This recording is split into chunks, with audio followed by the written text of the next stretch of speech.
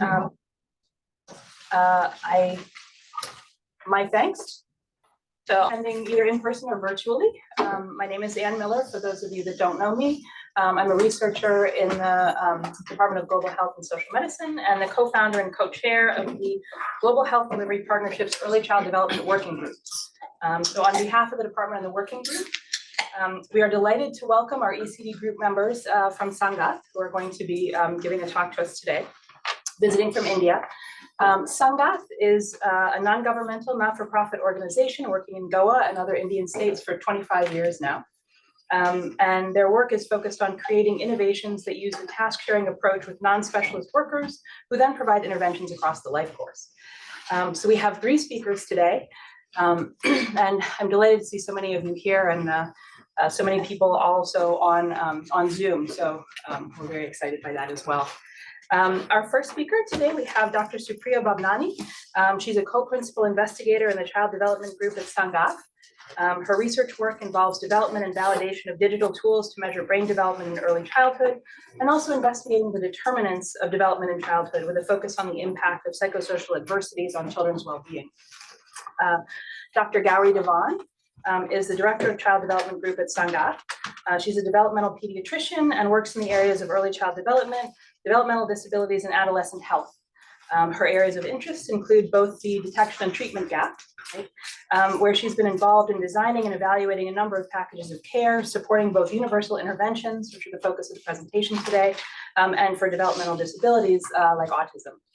And our third speaker is Dr. Patty Gonzalez.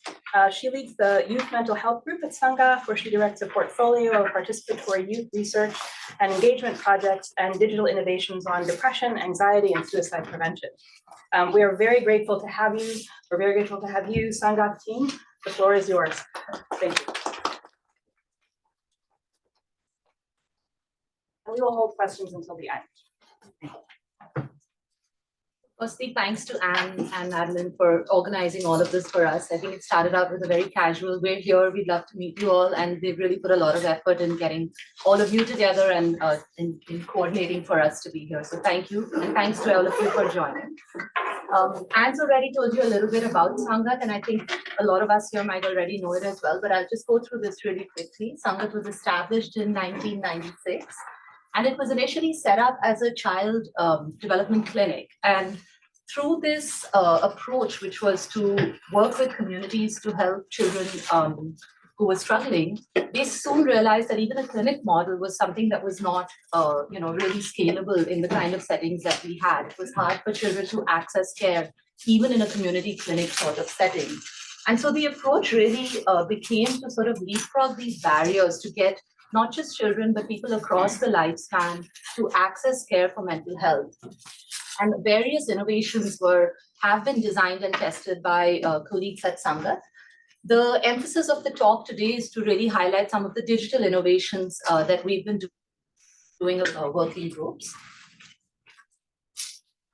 What I'll start with is to tell you a little bit about how we have leveraged technology to measure development in early childhood. So what I mean by early childhood for the purpose of this presentation is children who are 0 to 6 years old, so really looking at the preschool period. I'm hoping to be able to convince you about the why we do what we do, how we do what we do, and give you a little flavor of what it is that I refer to when I talk about digital tools for early child development. Oops. Put it this way. Right, okay. So what, I think maybe a lot of us here are already aware of this, but I'll go through it really quickly. The environment in which our little children grow influences their developing brain, but I'll highlight here the fact that the brain is impacted by almost everything that they go through, whether it's living in a house which has exposure to adversities, whether it's low levels of nutrition that they are receiving. All of this is affecting all the systems in their body, but also, of course, the brain. What happens then is as these children grow up in adversity, their education gets impacted. In a way, they are not ready for what school has to offer them, even if schools are ready to take them in. You start seeing an impact of this on their educational achievement, which of course then impacts their professional life. Their earning potential goes down. And it sort of sets up this intergenerational transmission of disadvantage. They are now not able to take care of their young the way that they would have if they had grown up in more conducive environments. So we're really trying to see what can disrupt this cycle so that we can make children reach their full developmental potential. One of the things that I'd like to focus on from this perspective is what we call the developmental surveillance gap. So I think everyone is aware that you take your child to a clinic and they'll always weigh and measure the height of that child periodically to make sure that child's growth is up to speed. And if not, they'll immediately flag that up and hopefully action gets taken. Unfortunately, that doesn't happen for the developing brain. So there's or very rarely are there circumstances where children are being monitored for the way that their cognition or their social development is progressing. So there's this lack of developmental surveillance in most settings. In settings such as ours, this is largely due to a reliance on existing developmental assessments, which are proprietary, they're pen and paper based, and they can only be administered by specialists. These specialists are few and far removed in our settings. So we really needed to overcome these barriers to fill what we are going to refer to as the detection gap. So we know we have these millions of children that need support, but we're not able to find who those children are and then streamline them towards receiving the care that will help. So our approach to this problem was to put together an interdisciplinary team. We got clinicians, pediatricians, psychologists, neuroscientists, public health experts, and data scientists onto a table. And it's one slide, but it was a lot of work. I mean, getting these people to speak the same language was very challenging. Even frankly, pediatricians and neuroscientists were not speaking the same language about the developing brain. So it was a tough task, but once I think we got everyone to align on definitions of things like, what's a domain, what's a construct, I think we finally managed to move ahead and start getting funded for some of our ideas of how we could innovate. So what we decided to do was really take what had been done for decades in neuroscience labs and see whether we could take those two populations. So what that would require was that the evidence around those techniques was already established for years. The innovation was on how we get them out of controlled settings or out of specialist delivered settings and put them in the hands of non-specialists, and ideally not in clinical settings, ideally in settings that are more comfortable for the child, so either in their home, the center sort of setting. So our guiding principle has really been scalability. So what you see here in this picture is a child who is being taught how to play a digital game. This is a game that's presented to them on an Android tablet. The lady who's administering the game is a non-specialist. She's just been trained on how to administer the game. She's also from the community that the child is from. In the child's own home, it's in their backyard.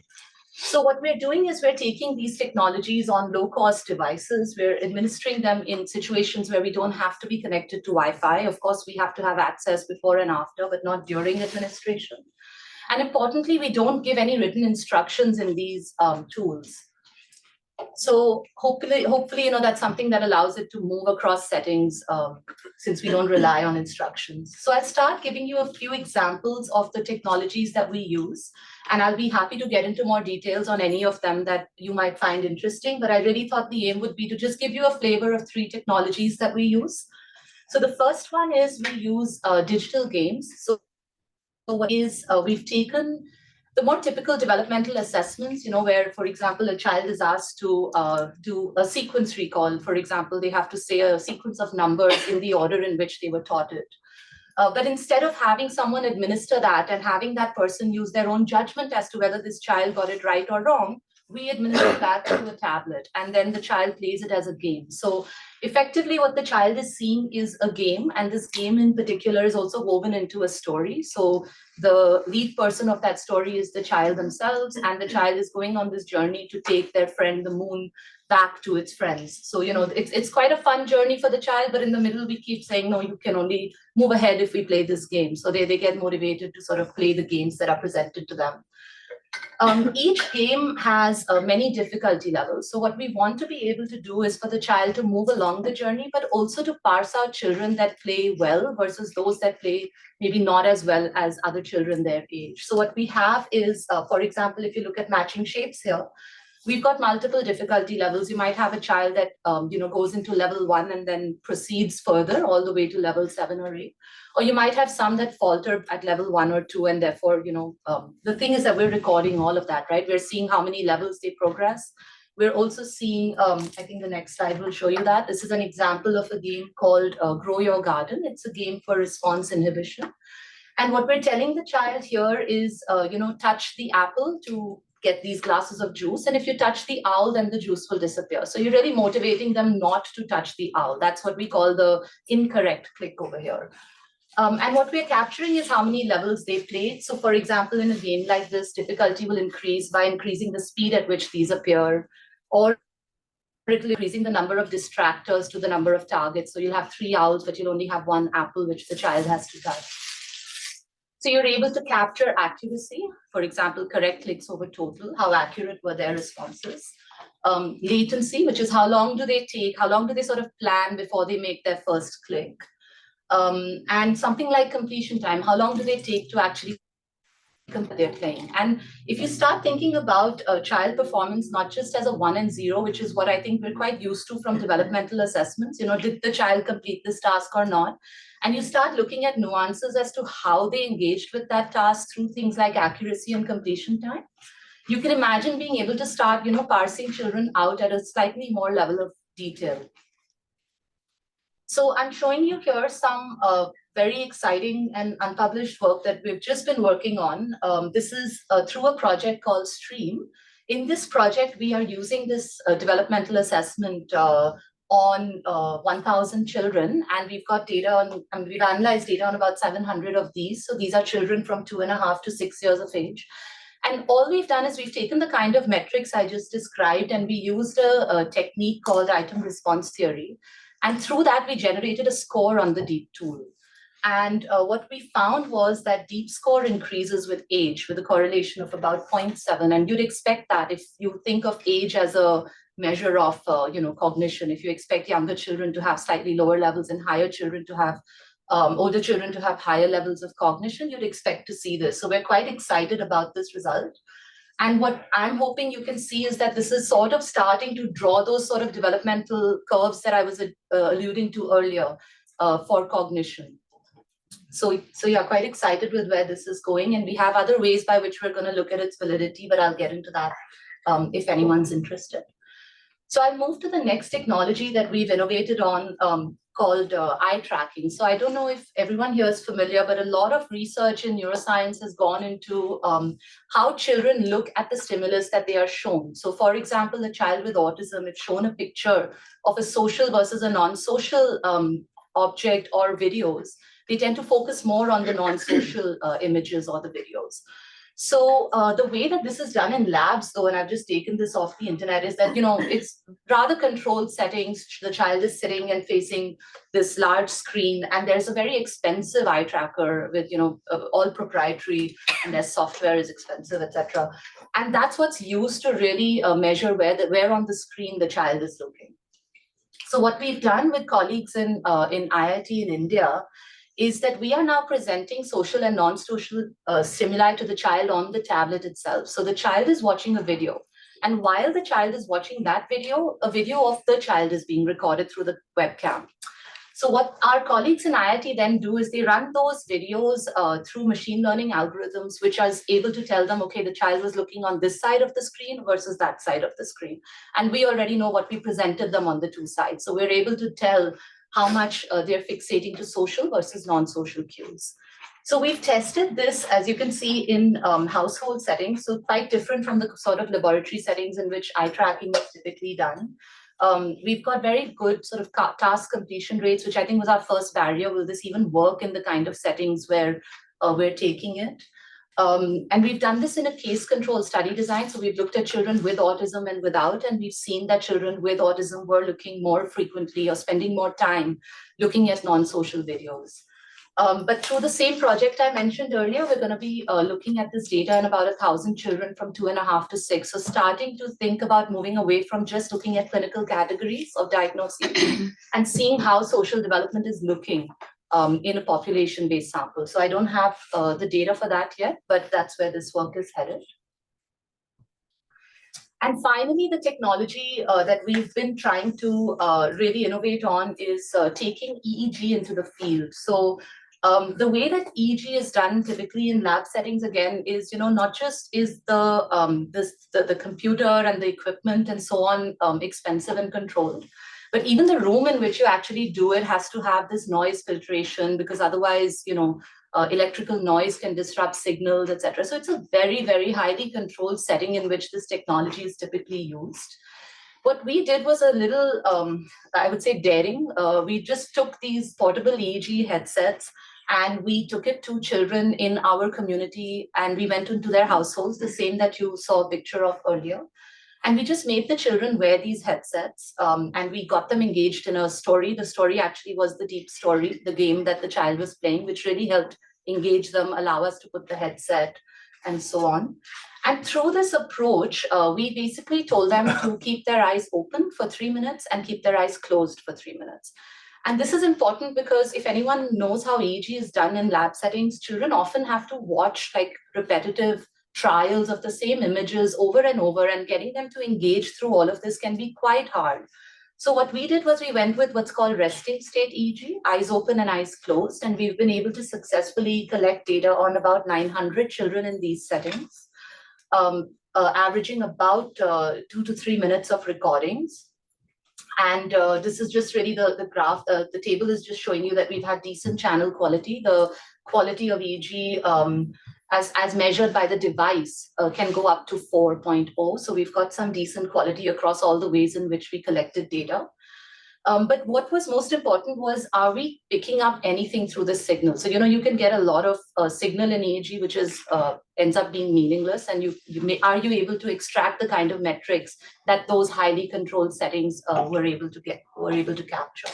So we looked at just one metric as an example. It's called the alpha peak. And something that's known about the alpha peak in EEG, I won't get into it in too much detail, but there is evidence from decades of lab research that the children for alpha peak as compared to adults. So all we wanted to do was, as a proof of concept, when we use this device in households through non-specialists, do children have lower alpha peaks as compared to adults? And we saw that in our data. So we're quite encouraged by it. And at the moment, we're trying to look at ways by which we can see whether these metrics are able to predict development. So look at things like cognition and look at language. Again, there's a lot of literature in the field about how this is true, how these metrics associate with development. So we're trying to see whether we're able to capture those associations through this relatively innovative way of doing EEG in communities. So finally, I'll just stop with the vision of these tools. So really, all of them may not be conducive to this. For example, the EEG might be something that lies at a slightly higher level in the pyramid of care. But ideally, we'd like our tools and the apps particularly that we develop to be something that can be downloaded from a server, administered by a non-specialist. Maybe in the long term, you can imagine a parent doing it themselves.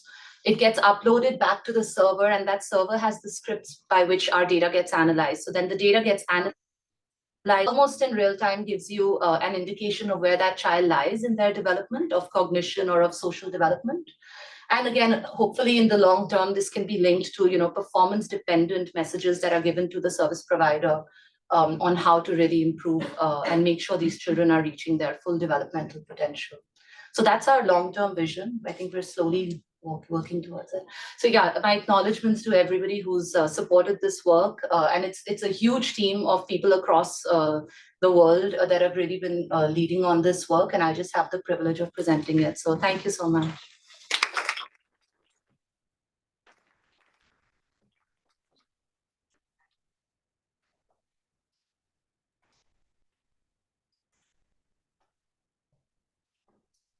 So first of all, Anne's just left the room, but thanks to her and to everybody else for this invitation and for people who really come across to attend this meeting. I'm going to be talking more about an intervention that we've been working with, and it's called the Aspire Intervention Program. Before I go into more details, point this way. Before I go into more details, really to acknowledge that, like Supriya, I often just present, and there are lots of people on the ground doing hard work. So that my colleagues Roy and Gitanjali really lead this work. Deepak manages the data for us, and Shilpa and Parveen are the boots on the ground. What have we been trying to do in Aspire is a lot of what Supriya said. I'm going to just repeat a little bit, which is that we know the first 1,000 days of life are really critical. In development, we know that child stimulation, responsive and sensitive caregiving is important, as is nutrition. And we know that we have a system in India called the ICDS, it's the Integrated Child Development Services, which has a frontline worker called the Anganwadi teacher, and she's supposed to be looking after this area in the community. But what we felt was what we'd like to do through the Aspire program was see if we could create scalable digital content to support this delivery of these messages, and then to understand the acceptability of how this would implement in the real world. Again, much of this background, most of us would know. We know that ECD sits at the heart of SDG 4. We also have, we know that 250 million children in LAMIC do not reach mental potential. And I think particularly for us who work in India, India carries the biggest burden of these children. So we have really the biggest share of children who are at risk. And though we do know that there are some very good intervention models, none of them have really been scaled. Our idea was, let's just take the science of what we know is out there and create something that could be scaled up. And I think what we then also try to use is the experience that we had in Sangat, where we had conducted a very large cluster randomized control trial, which had a null result. So that was a really interesting learning experience, like what do we not implement well over there? And can we bring those lessons into the Aspire intervention? Background for people around the ICDS, we have Anganwadi Center. So this is a courtyard school. It is manned by one Anganwadi teacher, and she has a helper. And it covers a 1,000 to 5,000 population, depending on whether it is rural or urban. And what are her services that she delivers? A lot of this is counseling based. She supports pregnant women and mothers of children up to the age of 2 using paper-based content. She's supposed to engage with family members, but her core areas are really supplementation. So she gets nutritional supplements, and these change depending on the state that she works in, and gives nutritional advice. The good news is that she carries a smartphone, and she's now monitoring growth on a smartphone that the system gives her in some of the states that we're working in. And she also runs a preschool for 3 to 6-year-olds.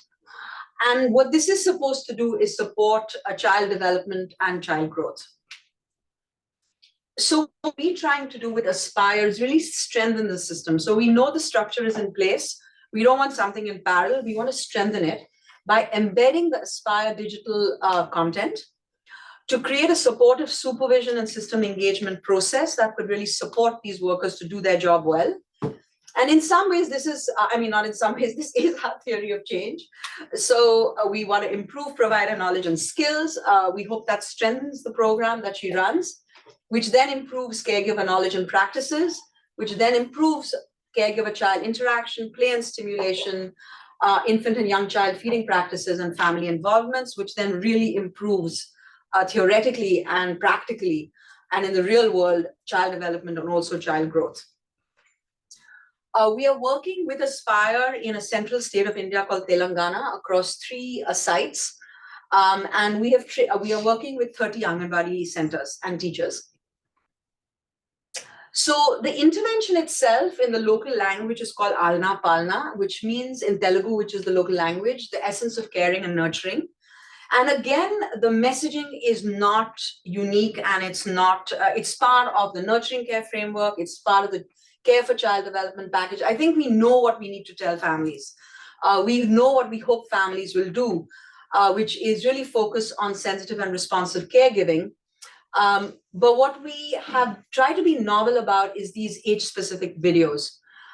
They address from pregnancy to the first 5 years of life with a real focus on the first 1,000 days. And each video, which ranges from around 5 to 7 minutes, contains what behaviors we would like the caregiver to adopt, how they could include these behaviors in daily life while interacting with their children, and why a particular behavior is important. The development of these, the content of these videos has been quite systematic. So we looked at global practices. I think one of the important things we did was really look at what was the messaging already in her playbook. So we wanted to ensure that we were aligned to state level messaging in Telangana. We then conducted blueprinting, scripting, iterative video content development. And we have traditional training that we have linked to this video content that we've developed. And we've trained 30 Anganwadi teachers. I think what we're certainly, we haven't grappled with completely, do we design a system of supportive supervision? How can we scale that up? How do we use peers in the real world? This is an element that we still have a lot of work to do with, because we do know that scaling up interventions, you can do it if Sangat is involved forever, but we can't be involved forever. So how are we really going to get the system to embrace this particular intervention? There is a short 1-minute video, which I'm going to show you, which I'm already, let's just, yes, perfect. రండి మన పిల్లల జీవితాల్లో అత్యుత్తమమైన ప్రారంభాన్ని ఇవ్వడానికి చేతులు కలుపుదాం. So this is a 1 to 3 month video that would be shown to పసిపిల్లలు ఏది నేర్చుకోవాలి అన్నా వారి కళ్లలోకి తరచుగా చూడటం, ముట్టుకోవడం, నవ్వడం, మాట్లాడడం వంటివి చేస్తూ ఉండాలి. వారు మిమ్మల్ని గుర్తుపట్టి మీకు ప్రతిస్పందిస్తూ ఉంటారు. అలాగే మెల్లగా చుట్టూ ఉన్నవారిని కూడా గుర్తుపడతారు. వాళ్ళు ఎదుగుతున్నప్పుడు వారు శబ్దాలను గుర్తించి వారు సొంతంగా శబ్దాలను చేస్తూ ఉంటారు. ఇవన్నీ మీరు వింటూ అలాంటి శబ్దాలను మళ్లీ చెయ్యడం ద్వారా తల్లి బిడ్డల మధ్య సంభాషణ మొదలవుతుంది. అందుకే పిల్లలను వారి పేరుతో పిలవండి. ఇలా చేయడం వలన మీ బిడ్డకు భద్రతాభావం కలిగి మీతో ఒక బలమైన బంధాన్ని ఏర్పరచుకోవడంలో సహాయపడతాయి. Yeah, so it was not the best quality on showing it, but so they're really actually very lovely videos. And what we've done is we have trained up these 30 Anganwadi teachers. We've uploaded them onto her mobile app, which, like I mentioned, she already has them. And these videos, the way they're designed is they're stops and pauses for her to actually discuss messaging. So there's a little nutrition messaging in the front of, at the beginning of most of our videos. She's asked to pause, she's asked to talk to the group. There's a little bit of brainstorming, a little bit of peer learning. There's also discussions, there's demonstration of child play activities. And the aim is really for her to focus on group sessions. We do know that there are vulnerable dyads. There are also women who don't come to the center except just to pick up their food. And so we do encourage them to go to certain households for individual sessions. But we do, actually, it's really primarily works well as a group intervention. So just some of our key learnings, these are based on around over 250 sessions that our team has been observing. Not surprisingly, the mother is the primary recipient of this intervention. She's the one who comes into the center. But we have had fathers and grandmothers attend at least 20, just under 20% of these sessions. The other interesting thing we found is that the 11 videos that we've developed, the pregnancy one is used most often. And again, I think this is very interesting because it totally aligns with the messages she already has to give. So what we've given her is a video that is literally doing the work that she's supposed to do anyway. So it's kind of enhanced, it's given her a little more respect in the community in some ways, because she's got something new to offer as versus just didactically giving messaging. We've noticed in these sessions that the Anganwadi teachers are supporting child-led play and are really able to help caregivers understand the why of the intervention content, which means in many ways that they've understood themselves what they're supposed to be doing and why they're doing it. The 1-minute video I showed you was also very interesting because we've done a lot of 5 to 7 minute videos. And then there was the Anganwadi teachers came to us and said, actually, the parents are asking for these clips. So we've now created these 1-minute clips, which are WhatsApp, which is a very common form of communication in India, to the mother. And then she takes these home to her family, to her husband, etc. So there's a nice diffusion of messages which is going out with these little 1-minute clips. And the other thing that's been very interesting is each of our videos at the end of the 5 to 7 minute video has what we call a sutradhar or a storyteller. And she's a key influencer in the world of Telugu TV. So she comes in at the end, she kind of reiterates the message. And I think what she really provides is the credibility, but also continuity. So in the same way, I think Supriya described this little story that goes through her app. Through all our videos, there's this lady who's a trusted member and who's very familiar to the people watching TV in Telangana, that, oh yes, she's also reiterating this message. What are our current milestones? There's been quite an, I think some of the people who attend the ECD meetings, we've talked about this, that we have got a state which is very excited by these videos. They want to implement them across 30,000 Anganwadi teachers, and we have no way. I mean, we're just trying to stall and stop them because A, we don't have the capacity to teach them. And the second is we have no supervision system in place. So we're trying to go a little slow on this, but I think what's exciting for us is the bottom line, which is that the government has taken this as a mandated intervention for their nutritional centers and for their nutrition program. So it's really very exciting. So the messaging we're giving around nutrition has really struck the right chord with the government. And finally, I think our next step, so I think this is really now critical. We've got to digitize a competency-based training for both the frontline worker as well as their supervisors. We'd like to expand the video content. We want fathers to be involved. We know that children with developmental delays are the most vulnerable. So how do we give messaging that can support them? We also know that there's a lot of coercive parenting that happens in our communities. So can we bring in messaging around how do we manage young children's behaviors and how do we understand when a child throws a tantrum, what's really going on there?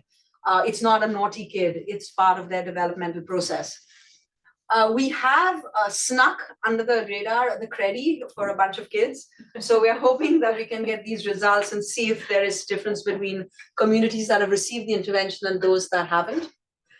And I think the other interesting thing we're trying to do is, so Sangat has worked with a intervention for perinatal depression, which has now got good evidence. It's called the Thinking Healthy program.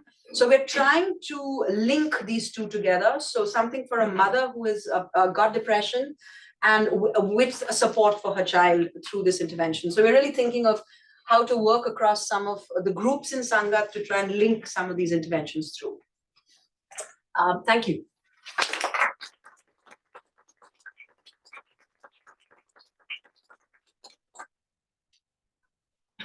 Thanks again, Anne, for having us. Sure. So moving a little bit up in the age group, and maybe later we can have a bit of a chat about how this work is also influenced by how little work is being done in ECD. So I'll be sharing with you a couple of examples from our work in New Delhi and in India that's looking at young people and adolescent mental health. Very, very briefly for context, I think quite similar to some of the stats that you heard before. India has a very large proportion of young people, so about 1 in 4 young people under 25 live in India. And mental health problems, particularly common mental health difficulties, depression, anxiety, conduct difficulties are the biggest mental health challenges, and suicide is the #1 cause of death for young people in this age group. There's also a very large care gap. And kind of in this context is where some of our work on young people's mental health sits, which is in really trying to innovate on how to address these sort of 2 challenges, one around the lack of infrastructure, and the second, which is a key one, around stigma. So both on the supply as well as the demand side. I'll be sharing with you 3 examples from Sangat's work in these areas.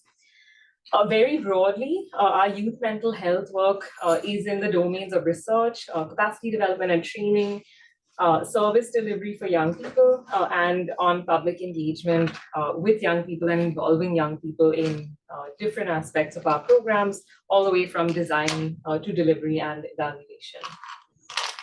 The first example that I'll be sharing is of a school mental health program that ran from 2016 to 22 in Goa. It was called the Pride problem-solving treatment. And this was a designing transdiagnostic interventions targeting common mental health problems, and it was among the largest adolescent mental health studies ever undertaken in the global south. There were 5 key design innovations that were part of this problem-solving treatment. The first being to match evidence-based practices to common adolescent problems in that local context, and we selected problem solving as the key active ingredient for this program. The second was delivery by non-specialists, very much in line with sort of building on this idea of resource efficiency. The third was using a stepped care architecture for, again, building resource efficiency. I'll show you what that looked like on the next slide. The fourth was using technologies, again, within this sort of fit for context but to facilitate delivery or scale up as well as engagement with the programs. And finally was really involvement of young people in actually sort of designing the different interventions that were part of PRIDE. So what you see here is the model for stepped care. At the base, or step 0, was a sensitization and awareness building classroom intervention that was delivered, very much like this to students in schools.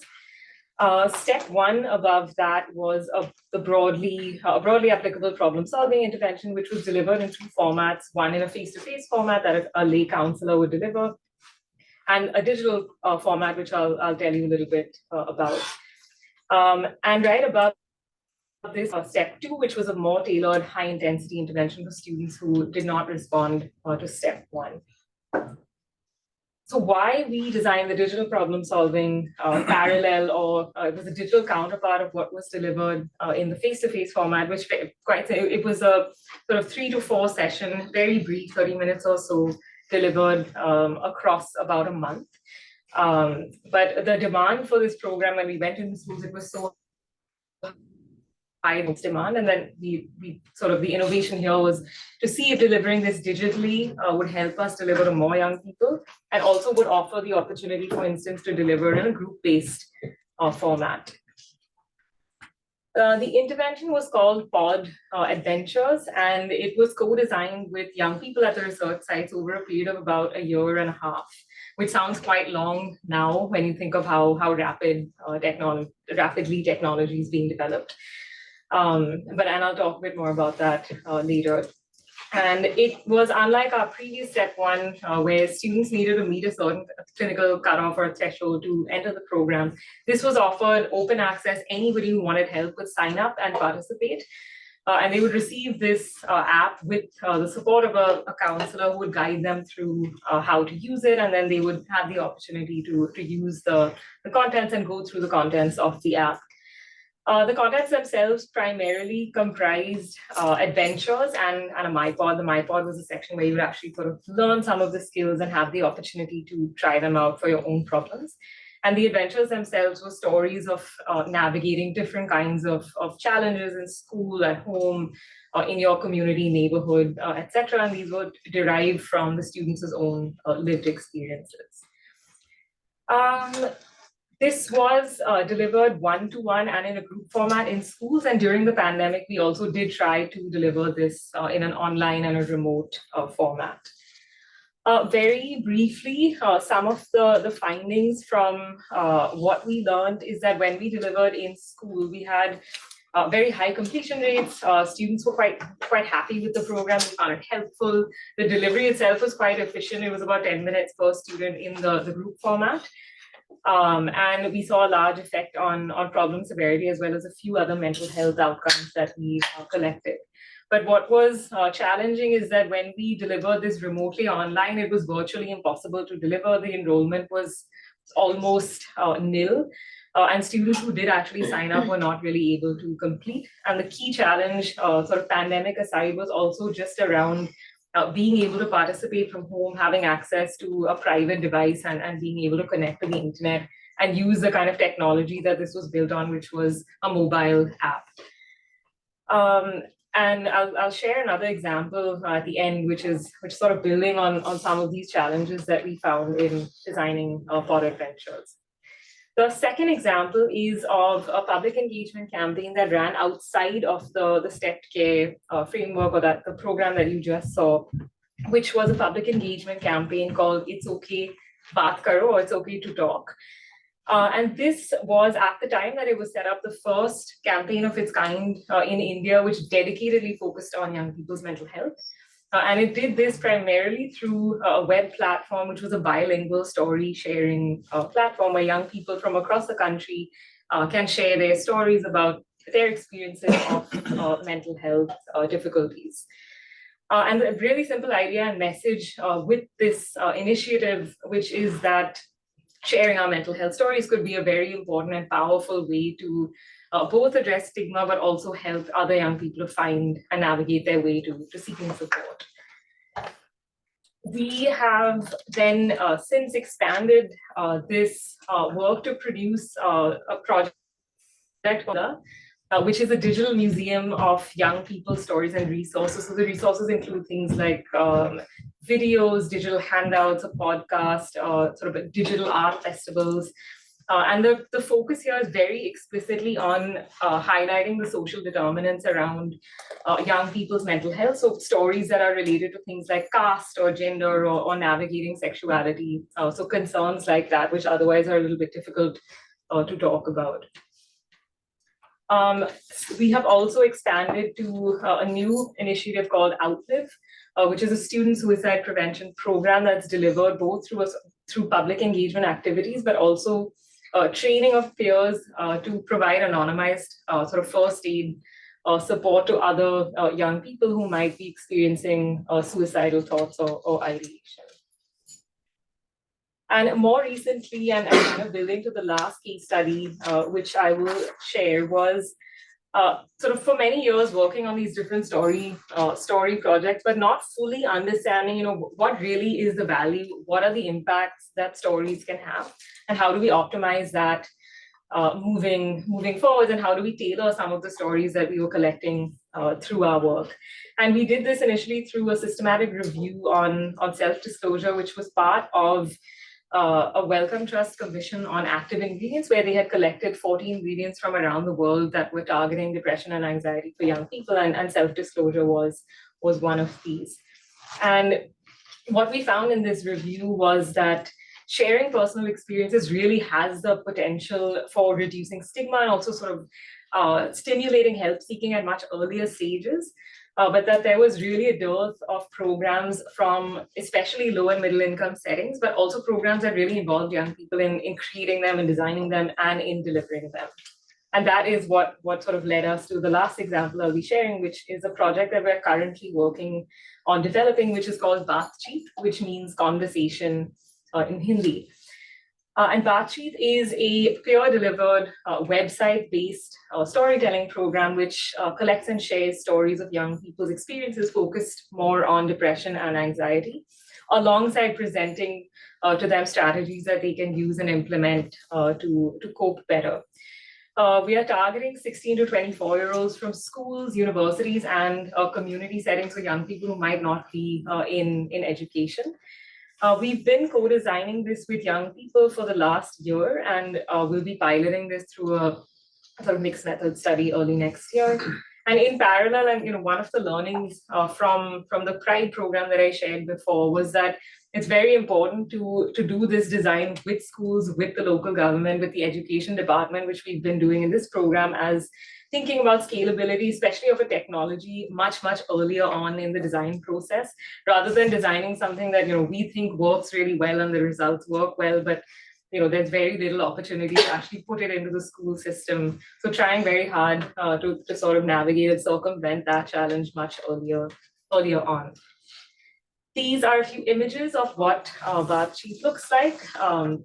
So it's a sort of platform where young people can sign in, very quick login, and it takes you to a curated sort of feed of sorts, where you can choose the kinds of stories that you want to read, the themes, hide stories you don't want to read, and you will receive a sort of profile, a set of stories there to go through. And these are presented in a mixed media, multimedia format, so it could be text, videos, audio, artworks, etc. And to have the opportunity then to reflect on each of those stories and think about things like, how connected did you feel to the author or the contributor? How hopeful did the story make you feel? And have more opportunities for reflection such as this. So a space to actually there are guided prompts presented in our reflection section, but place to journal or write down your thoughts. And also the opportunity, if you would like, to share your own story and be guided through that process.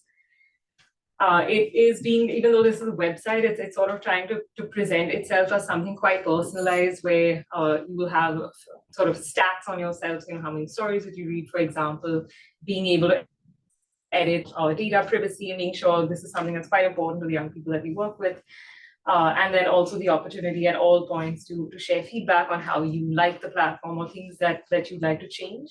And because of the platform we're building on, it's very easy for us to make these changes, sometimes even within a matter of a couple of days, and respond to things that young people may want to change or to do or without.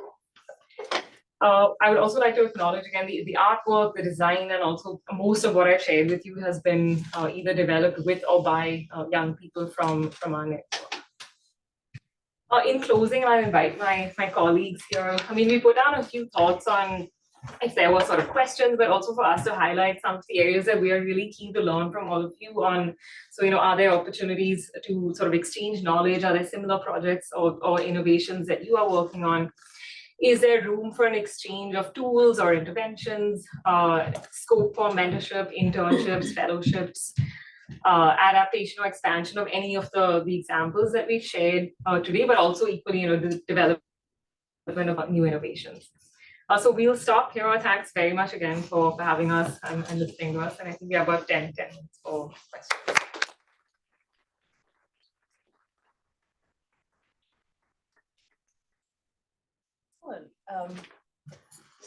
So thank you once again, colleagues from Sangat. That was wonderful, 3 wonderful linked presentations. Thank you so much. This was great. Questions from those who are here in person right now for our collaborators. And I'll let you guys just yield. We had one right here first. Yeah. I'm sorry. No, thank you so much for the presentations. It was amazing. I have a couple of questions / comments. So Priya, I was very interested in the idea of like having measuring development, not 0-1, but like stratifying that. And I was wondering if you could like tell us more about like how about those strats, and if you're thinking about CAT scores and how that will relate to interventions and targeting the interventions. That's something I'm interested in. Gauri, I love the group interventions. I think that also, well, you mentioned the depression, maternal depression. I think like also that bonding probably also helps in that way, and incorporating fathers into the intervention. You were mentioning about supervision, and it's also something that we think about a lot. And well, Sangat cannot be there forever. But I was thinking if you could, would like to know if you could tell us more about like what challenges currently those non-specialist providers find when developing, because I think that will also inform how to put in place a supervision system. And then Patty, we have met before. Thank you for that presentation. Since Emma and I are working also with different in the Empower Youth project, I was wondering if you could tell us a little bit more about the challenges you encounter when deploying in schools, because I want to get ahead of that in our intervention, and also in terms of exchange knowledge. Well, we have been also thinking about how we can collaborate and incorporate some of the amazing work that you have done into our curriculums as well. So thank you very much, all of you. One for everybody who's going Equitable. So I can come first. So I think your point about how nuances in measuring children's performance beyond 0 and 1, how we use that, and I think first I'd like to speak to whether that's even been useful or not. So I think one of the things that we've seen recently in our study is that when we do this when we use the tool, the DEEP tool on older children, if you actually just look at how many levels they played, which is the equivalent of a 1 and 0 in a developmental assessment, you actually see saturation at that age range, so they're all able to play those levels.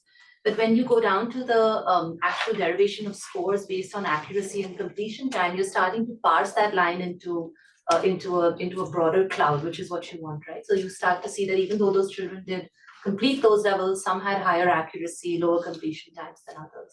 So I think it has been something that we're very keen on taking further, is looking at various metrics and not just the 1 and 0 approach. And we're starting to see that it might be a useful approach. How we're going to derive cut scores is something that through the program I just described, the STREAM program, which is doing this on 1,000 kids. A subset of these children are coming in for a gold standard developmental assessment as well. So what we're hopefully going to be able to do is use those sort of assessments to derive scores at which our tool is able to predict those children's gold standard, so sort of criterion validity from that respect. With regards to how it will finally inform interventions, I think that's a harder one to answer. I would love to hand that tough question over to the intervention specialist in the room. And I don't want to say something silly, but from the perspective of the tool, I think I didn't put that in, but we really think that the deep tool is picking up cognition at various levels, in the sense that I gave you an example of response inhibition, but we have a game that specifically targets memory, another one that targets reasoning. So while we haven't done the analysis yet, one of the things we plan to do is how these variables cluster, and are we able to not break cognition down, but sort of highlight what particularly needs, support within cognition in this particular child. So again, this is something that's maybe a next step in our work. But I imagine if we have more nuance on what is wrong in the cognitive ability, we might be able to, give more specific advice. Wonderful, thank you. So the question on challenges, so I would say, for most frontline workers in the context of India, and we have two main frontline workers, the problem is because they're in the community, they just get layered on with more and more and more work. So I think what has happened with the Anganwadi worker is there are two things, in my opinion. Actually, Pradeep is here and he's been looking at Anganwadis in India also, is that first of all, she's got too many things she's doing. And she even has one day when she distributes saris to mothers. So, it's just anything and everything goes to her and she's supposed to do this. I think the second critical thing, I think, for Anganwadi workers at this point, and Anganwadi teachers, and it's variable across different contexts, is her value in the community. And I think particularly the preschool value is going down now. So more and more people are not finding that she's doing enough for teaching. She's teaching in a local language. And I think, there was a very, Pradeep did a fantastic presentation yesterday, which shows that more and more families want to send their children to Indian English medium schools. They just want their children to learn English. And it doesn't matter the quality of the school. So we're going to be losing out on the value of this worker for a community. I do feel that an intervention like this actually ramps her value back up because she's suddenly doing something novel. She's giving something to the community, which the mothers are suddenly waiting at the center. That yes, you've got a video to show us, let's have a look at it. And they're coming back to us and say, look, we want more videos. So I think how do we improve? So first of all, how do we ensure that some time of hers is kept very for early child development and is not, being distributed into all these other things that she's having to do? And if supervisor values what she's doing within this. So I think this is really the supervision issue, is that at this point, the supervisor, is like looking after 30 of these women. Now, all she wants to do when she goes there is, have you filled your register? How many children have you weighed? What is their weight? Because these are all real-time things, right? You can see the child falling off the weight curve and okay, make sure you go to this child. I think we don't have that for early child development. I mean, in some ways, this is what Deep is trying to do, is we don't know the children who are faltering, so we're not paying attention to them. If we can create that value chain within the work that she does, I think it would be really very important.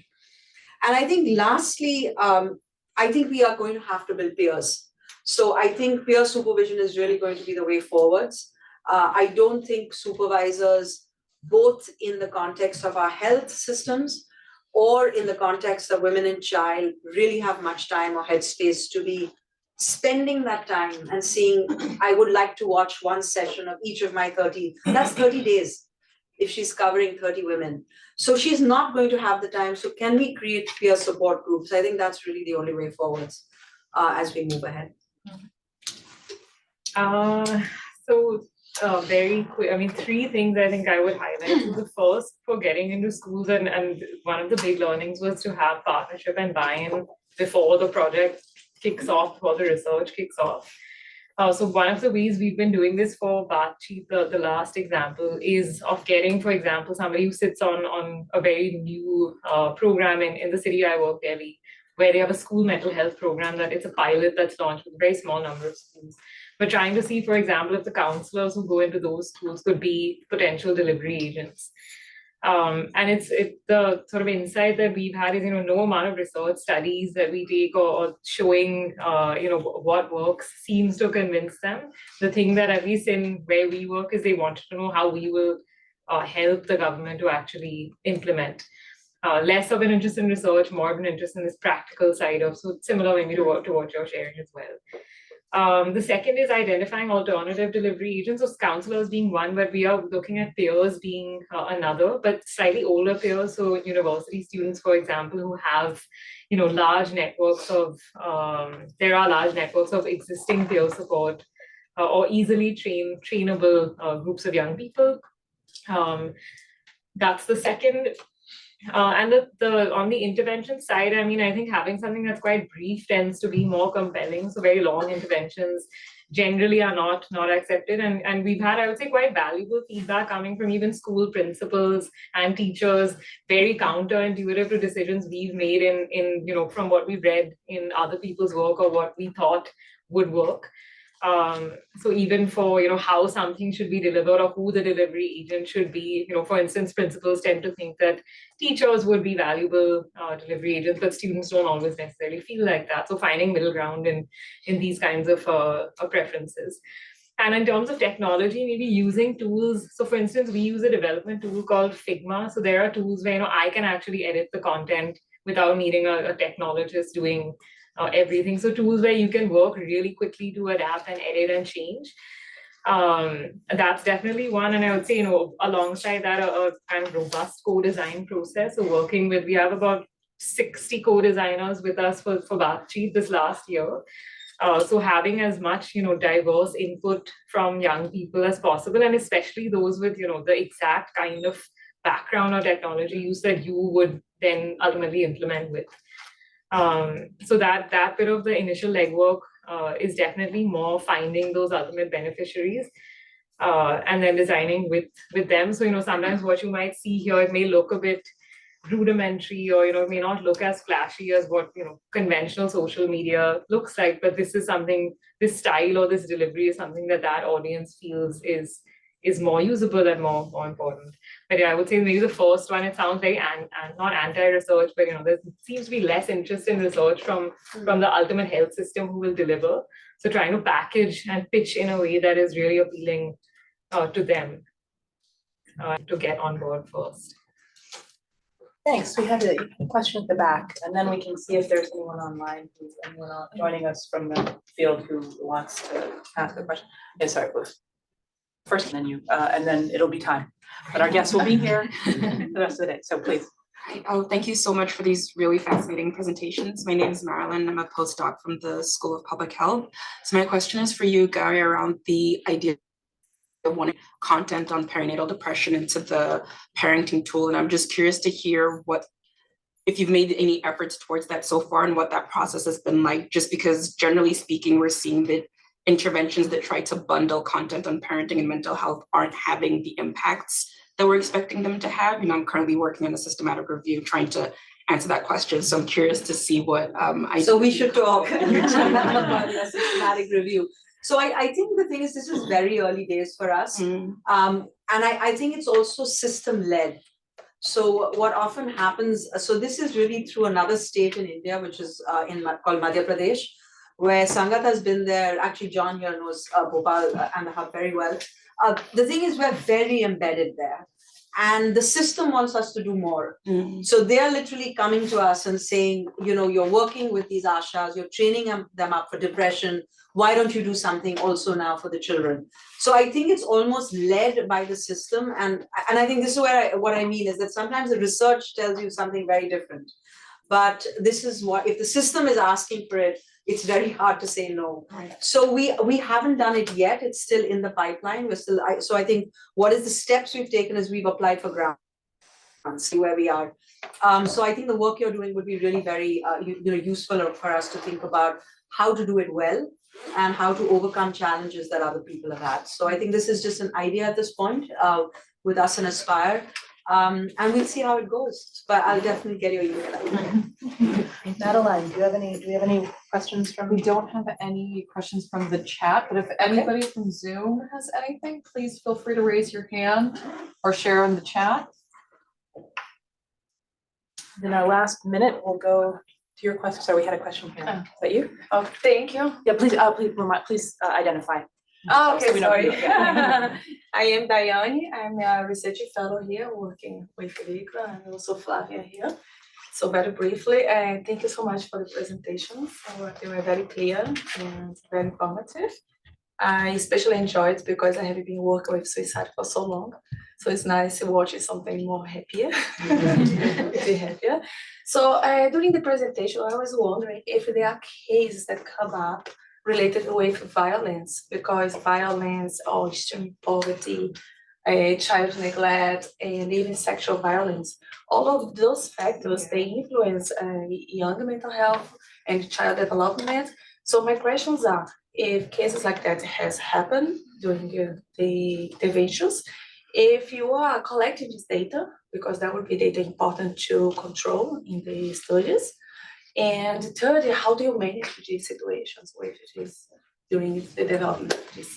So the question for the three. Thank you. Okay, so this is all tricky ground. So domestic violence absolutely exists, like everywhere in the world. We do collect data and the trials and things we do, and we know that many of our children, particular cohorts we're following from the spring trial, have experienced, there is domestic violence in the house. At this point, we haven't really looked at it head on, partly because, and it's really interesting because Teresa's here, and she's really the expert on this. And I saw a video of hers, and so I hope you don't mind if I talk about this. sure. It's from Where, Rwanda, from it's- Rwanda work. Yeah, it's a beautiful video where the mother and father are in this little community group, and they talk about her intervention, and they say this intervention has been fantastic because 6 months ago my husband was beating me up, and I was like, this would never happen in India. We would never talk about domestic violence openly. So I think there are contexts on how you manage things like domestic violence. There's an acceptability of an intervention like this. We have a group in Sangat, which is Goa based, which is doing work around domestic violence. I don't think we've really got a good intervention at this point. The issue around violence against children is also very, very complicated. It becomes medical legal almost immediately. And so I think we're kind of a little tentative about this area at this point, but I don't know if you want to talk about youth. No, it would take like an hour to get there. But in short, we do, if somebody discloses, there's a process followed for sort of assessment and management. But system-wise, this reporting is actively discouraged both by the school system, the family system, and broadly society. So I think, maybe there's a need for interventions that support students in disclosing, because we often get disclosures during initial assessments. And in fact, we had colleagues from another site in the Northeast who were doing assessments with very young children, 6 up. And many disclosures were coming from, just data collection actually, from young kids on and said know what to do about it. But it is actively discouraged, and if a researcher hears this, they could be sitting for months at police stations and in the court because it's mandatory reporting if it happens to a child under 18. So it's very complex. We try our best to address it in the studies we do, but we're even at this point moving towards, for example, at the point of data collection, informing students that if they disclose violence, we are mandated to report that further. So in some ways, we are also furthering this idea that they can't disclose, because then we don't actually have a way to support them beyond giving them the kind of psychosocial or legal support, so linking them up. And if you report violence in settings like that, it usually results in more violence at home or from school. So it's really quite a complex issue. It's one that actually, so I know that the team in Peru is also working on as well. They do the Casita team and Socios and Salud team, that they're building that in some of these into their child development issues as well.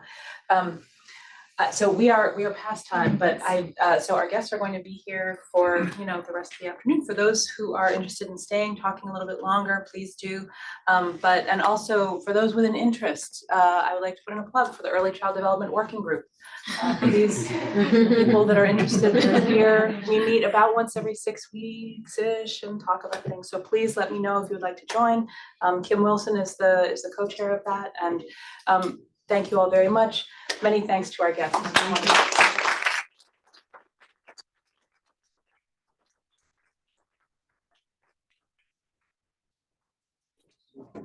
you.